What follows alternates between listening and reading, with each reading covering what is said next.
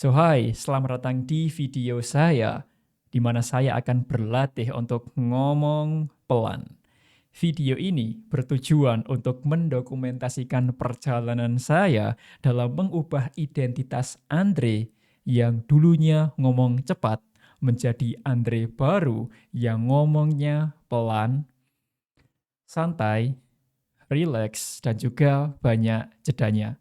Dan sebelum saya latihan, saya ingin mengingatkan diri saya sendiri. Jangan lupa untuk mainkan audio dan juga visual dalam berbicara di depan kamera. Maksudnya, mainkan audionya dan juga visualnya.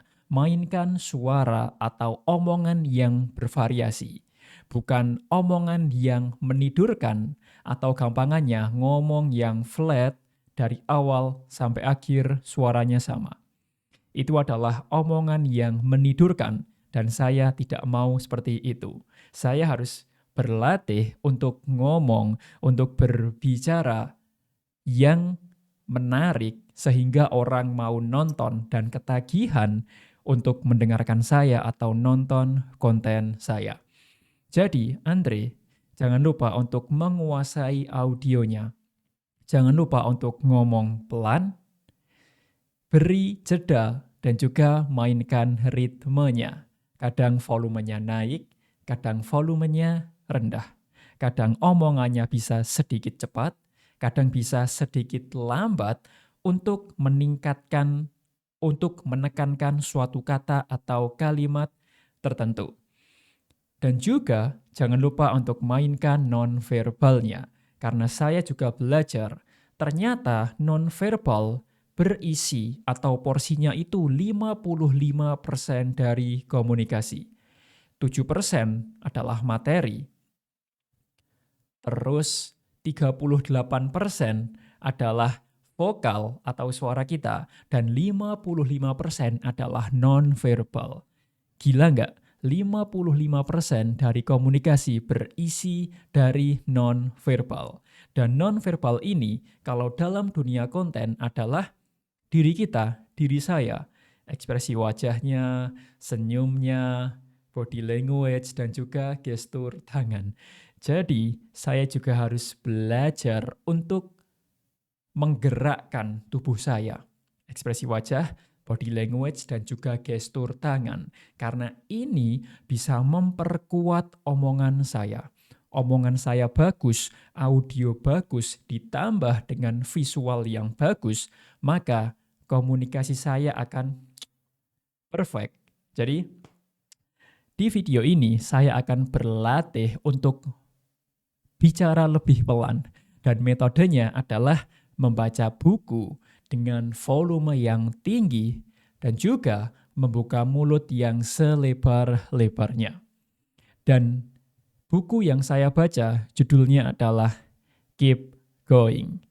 Ini adalah buku favorit saya dan dari penulis favorit saya atau salah satu penulis favorit saya.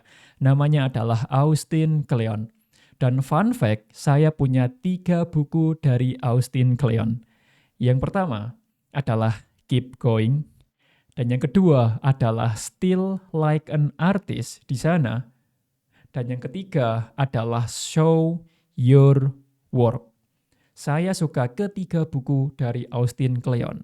Alasannya adalah karena buku ini terasa sangat relate atau nyambung dengan diri saya sebagai seorang konten kreator, sebagai videographer, editor, copywriter, dan apapun. Yang jelas, buku ini sangat relate sangat relate untuk saya sebagai orang yang berkecimpung di dalam dunia kreatif. Jadi, mari kita mulai latihan 5 menit membaca buku dengan volume yang tinggi dan juga membuka mulut selebar-lebarnya. Latihan ini sangat efektif untuk membantu saya untuk mengubah pribadi saya yang dulunya ngomong sangat cepat menjadi Andre yang ngomongnya pelan, santai, rileks, dan juga ngomong dengan menggunakan banyak jeda. Dan jangan lupa Memberikan jeda 2-3 detik itu sangat normal. Jadi, mari kita mulai latihan 5 menit dimulai dari sekarang. Keep going. 10 ways to stay creative in good times and bad times. Austin Kleon, penulis buku bestseller Still Like an Artist. Buku ini mewakili dan menggambarkan apa yang saya rasakan ketika bermain, bercerita, menggambar bersama anak-anak saya. Batin kembali bebas, kembali jernih, kembali kosong untuk berani iseng lagi mencoba hal-hal baru. Sebuah siasat waras bagi orang dewasa untuk bertahan hidup dan terus berkembang. Siapapun yang berada dalam dunia kreatif membutuhkan buku ini di rak bukunya sebagai penyemangat. Austin Kleon mungkin salah satu orang paling optimis dan memotivasi di dunia. Kehadiran buku-buku Austin Kleon sangat mencerahkan, sangat dibutuhkan, mengurangi rasa putus asa, dan menawarkan lebih banyak perbaikan. Jika ingin bertahan dalam dunia kreatif atau mencari kiat yang singkat, praktis, dan tetapi menyenangkan agar tetap produktif, baca buku ini. Amazon, Keep Going by Austin Kleon. This is one of my favorite book. Terdengar di Titanic. Maksudku, benar kita tenggelam, tetapi musiknya sungguh luar biasa. Menurutku, aku perlu tetap menjaga kreativitas bukan demi membuktikan apapun, tetapi karena aku merasa senang saja melakukannya. Bagiku, berusaha untuk bersikap kreatif dan menyibukkan diri berpengaruh besar untuk menjaga gairah hidupmu. Aku menulis buku ini karena aku butuh membacanya. Aku menulis buku ini karena aku butuh membacanya. Beberapa tahun lalu, aku bangun tiap pagi, memeriksa tajuk utama di ponselku dan merasa seakan-akan dunia semakin bodoh dan keji dalam tempo semalam saja. Sementara itu, aku telah menulis dan membuat karya selama lebih dari 1 dekade. Tetapi, tampaknya hal itu tidak menjadi lebih mudah. Bukankah mestinya ia jadi lebih mudah? Segalanya membaik bagiku saat aku telah berdamai dengan fakta bahwa keadaannya mungkin tidak akan pernah jadi lebih mudah. Dunia ini sinting, kerja kreatif itu sulit, hidup itu singkat, sementara seni itu lama. Kamu ingin membaca buku tentang X. Adakah buku tentang X? Ya, bacalah. Tidak, tulislah. Entah kamu telah menghadapi kejenuhan, baru mulai dari awal, sedang memulai kembali, atau sudah sukses besar, pertanyaannya selalu sama. Bagaimanakah cara untuk terus bergerak? Buku ini memuat daftar 10 hal yang telah membantuku. Aku menuliskannya utamanya bagi para penulis dan seniman. Tetapi menurutku prinsip-prinsipnya bisa berlaku bagi siapapun yang berusaha menciptakan kehidupan kreatif yang produktif dan penuh makna, termasuk para pengusaha, pengajar, murid, pensiunan, dan juga aktivis. Kebanyakan poinnya adalah hal-hal yang telah kucuri dari orang-orang lain. Kuharap kamu akan menemukan beberapa hal yang pantas untuk dicuri juga. Tidak ada aturan, tentu saja. Kehidupan adalah sebuah seni, bukan ilmu sains.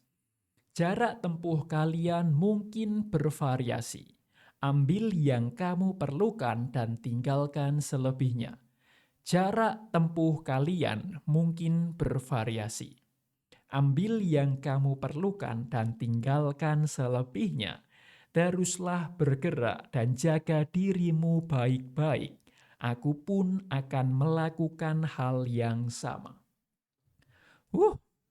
Ketika saya berlatih untuk ngomong pelan dengan metode ini, atau membaca buku, membuka mulut selebar-lebarnya, dan membaca dengan volume yang keras, saya sangat merasakan otot di sekitar mulut saya sedang workout atau sedang nge-gym. Sangat terasa di sini sedang olahraga. Tapi itu adalah poinnya. Saya ingin memperkuat omongan saya. Saya ingin ngomong lebih bagus, saya ingin ngomong lebih lama. Maka dari itu, saya harus melatih mulut saya atau otot yang ada di mulut saya. Dan salah satu caranya adalah dengan metode yang baru saja saya lakukan. Jadi, saya sangat impress dengan Austin Kleon. Barusan saya baru saja baca 1 halaman, tetapi poinnya sangat penting. Setiap manusia memiliki timeline atau waktu yang berbeda-beda. Jadi jangan bandingkan dirimu dengan orang lain. Jangan bandingkan dirimu dengan tetangga, sahabat, teman, atau orang random yang kamu lihat secara online.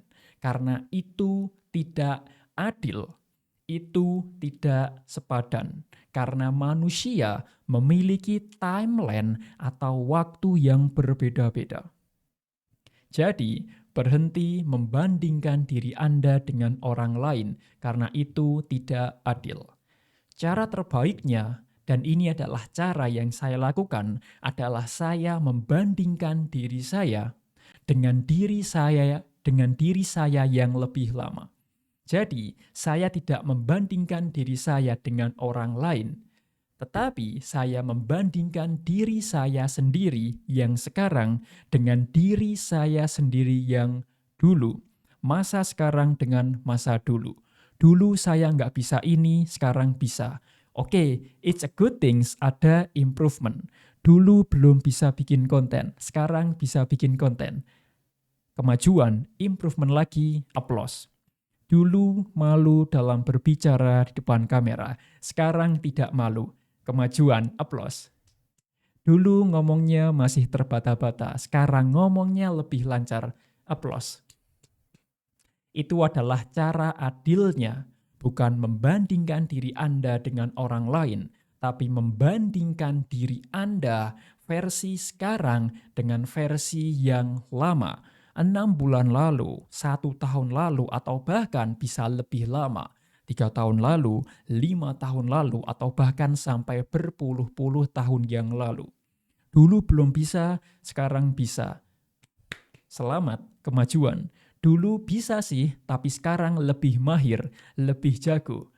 Kemajuan.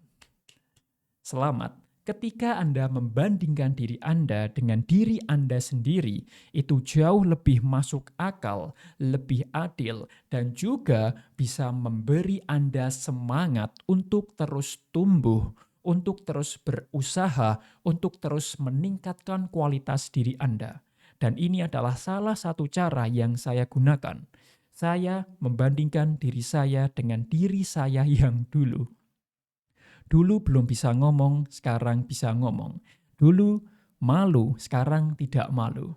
Dan ini memberikan rasa semangat dan mendorong saya untuk terus latihan, untuk terus berusaha, dan hingga akhirnya posisi saya atau diri saya terus berubah. Yang dulunya belum bisa, jadi bisa. Yang sekarang bisa, jadi jago. Yang dulunya jago, jadi mahir. Yang dulunya mahir, jadi ahli.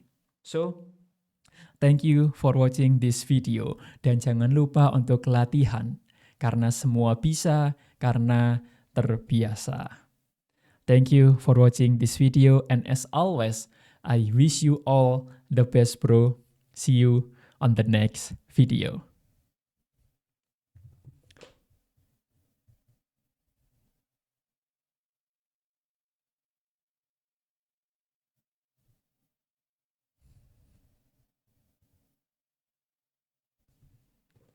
That is for my thumbnail.